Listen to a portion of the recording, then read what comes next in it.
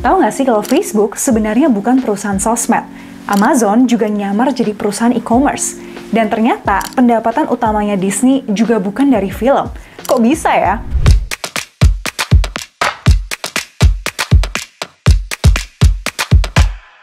Hai, kabar baik di sini. Semoga di sana juga ya. Karena di video ini aku pengen bongkar rahasianya Facebook, Disney, dan juga Amazon. Sebelumnya, aku juga pernah bongkar rahasianya Starbucks, McDonald's, dan juga Apple di video yang ini ya. Anyway, semua perusahaan ini kita bisa beli sahamnya dan jadi pemiliknya lewat apps GoTrade Indonesia di sini ya. Yang pertama, kita bahas Facebook yang udah berganti nama menjadi Meta. Setuju nggak sih kalau kita semua tuh pasti pernah punya account Facebook? Kecuali Gen Z kali ya sekarang ya. Entah untuk main, posting foto, sampai chattingan. Bahkan jadi sumber aib foto-foto zaman alay kita dulu. Makanya Facebook tuh dikenal sebagai social media platform. FYI, perusahaan Mark Zuckerberg ini tuh gede banget loh. Di tahun 2012, Facebook tuh mengakuisisi Instagram seharga 1 miliar US dollar atau setara dengan 15 triliun rupiah. Dan juga mengakuisisi WhatsApp seharga 22 miliar US dollar atau 341 triliun. Saking gedenya, akuisisi ini tuh masuk ranking 3 besar di dunia. Nah, Facebook ini tuh anak perusahaannya Meta yang punya 2 segmen utama. Pertama, namanya itu Family of Apps atau FOA yang mencakup Instagram, Messenger, dan juga WhatsApp. Yang kedua, ada Reality Labs, lebih ke jualan software dan hardware virtual reality. Nah, di akhir 2021, Meta tuh ngelaporin net income atau laba bersih perusahaannya tuh 10,3 miliar US dollar. Dari total omset 33,7 miliar US dollar. And guess what? Ternyata 97% atau 32,6 miliar US dollar dari omsetnya itu berasal dari pendapatan advertising seperti Facebook Ads atau Instagram Ads. Nah, menurut data dari kuartal 1 di tahun 2022 ini, jumlah pengguna aktif Facebook di seluruh dunia ada 2,93 miliar orang. Indonesia dengan 130 juta pengguna jadi peringkat ketiga negara terbesar setelah India dan juga Amerika. Jumlah penduduk kita kan 275 juta orang ya, berarti hampir setengahnya itu memakai Facebook. Dan ngomong-ngomong tentang pendapatan advertising, ada 2 opsi untuk ngebayar ads-nya Meta ini. Pertama, namanya itu CPC atau cost per click, bayarnya itu tergantung berapa jumlah orang yang ngeklik. Dan kedua, ada CPM atau cost per mile atau biaya per 1000 impresi alias 1000 orang yang ngelihat. Di mana rata-rata orang tuh bayar $0,94 per klik atau $12 per 1000 impresi. Dan yang kedua adalah Disney, si paling bikin nostalgic dan magical. The Walt Disney Co. adalah perusahaan dengan 4 segmen bisnis utama.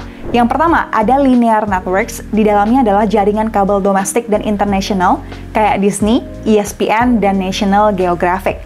Ada juga jaringan broadcast TV ABC dan 8 stasiun TV domestik, ditambah 50% equity investment di A+E Television Networks. Nah, yang kedua, mereka juga punya Disney Parks, Experiences, dan Products yang terdiri dari resort dan theme park yang tersebar di Florida, California, Hawaii, Paris, Hong Kong, dan Shanghai. Kemudian yang ketiga, ada direct to consumer, yaitu layanan streaming, termasuk Disney Plus, Disney Plus Hotstar, ESPN Plus, Hulu, dan juga Star Plus. Dan yang keempat, ada content sales, licensing, and others. Ini tuh jualan film dan konten TV ke third party, dan layanan berlangganan video on demand, distribusi teater, DVD, dan Blu-ray, musik, sampai pementasan di Broadway. Dan tebak, segmen bisnis mana yang paling menguntungkan? Ternyata bukan segmen penjualan film atau layanan streaming, tapi segmen theme parknya, yaitu jualan tiket masuk, makanan, minuman, merchandise, sampai penginapan resortnya. Nah, di kuartal 1 2022, net income-nya Disney itu sebesar 1,2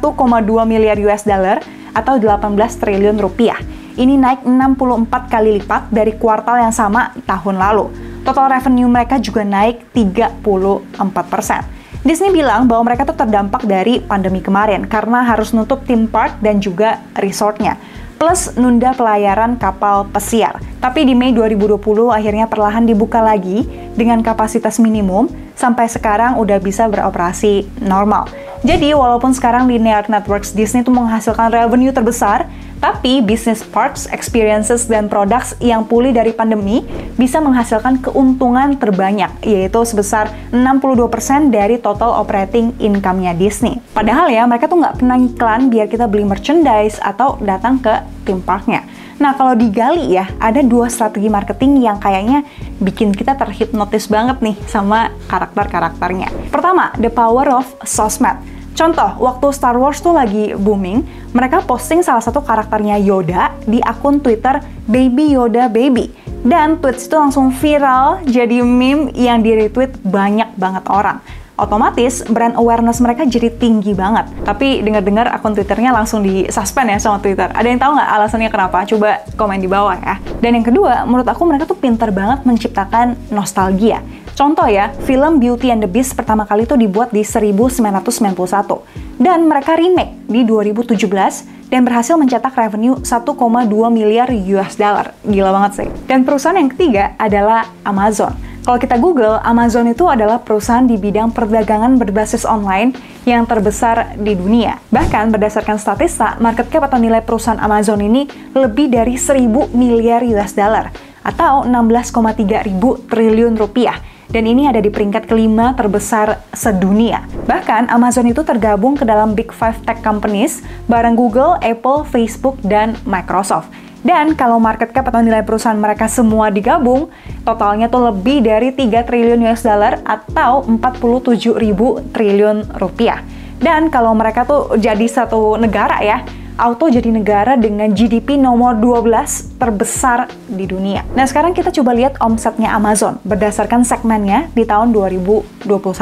Pertama, ada online store atau kayak e-commerce ya. Itu 222 miliar US dollar atau setara 47%. Di tempat kedua, ada third party seller service setara dengan 22%. Dan yang ketiga, ada Amazon Web Services yang berkontribusi 13% ke omsetnya Amazon. Dan segmen-segmen bisnis lainnya itu total 17,6%. Nah, kalau kita lihat, emang AWS ini cuma menempati posisi ketiga secara omset. Tapi kalau kita ngintip laporan keuangannya mereka, bisnis retail dan subscription di Amerika Utara dan internasional itu semuanya rugi. Dan ternyata AWS yang diluncurkan di tahun 2006 ini yang berhasil mensupport 100% laba Amazon. Bahkan Jeff Bezos yang bilang sendiri bahwa AWS ini yang menopang perusahaan Amazon. Nah, AWS ini tuh semacam platform di bidang cloud computing atau komputasi awan. Awan di sini maksudnya itu jaringan internet yang menjadi pusat data dan informasinya user. Jadi kita tuh nggak perlu nyimpan data dalam bentuk hard file kayak hard disk. Nah, intinya selama ada internet, kita bisa akses data kita dimanapun. Ya semacam Google Drive gitu deh.